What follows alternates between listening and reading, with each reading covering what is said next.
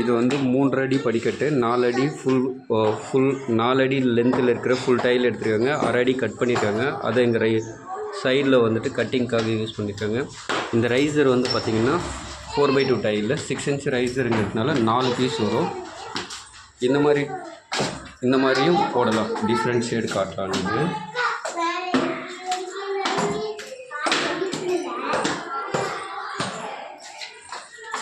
இது landing area. லேண்டிங்க்கு same இதே design கிடைக்காததுனால customer என்ன பண்ணாங்கன்னா இந்த ஸ்டெப் டைலே எடுத்து இந்த த்ரெட் இருக்கிறத மட்டும் கட் பண்ணிவிட்டு லேண்டிங் யூஸ் பண்ணியிருக்காங்க.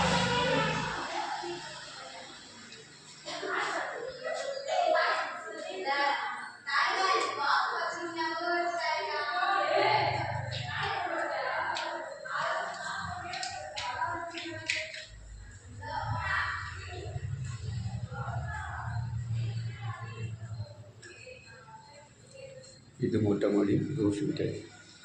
இந்த வீட்டில் எல்லாமே இந்த ஸ்பேஸர்லாம் யூஸ் பண்ணியிருப்பாங்க. வீட்டில் வந்து ஸ்பேஸர் வச்சு தான் போட்டிருக்காங்க. இது வந்து உள்ளே லாக் ஆகி உடஞ்சிடும்.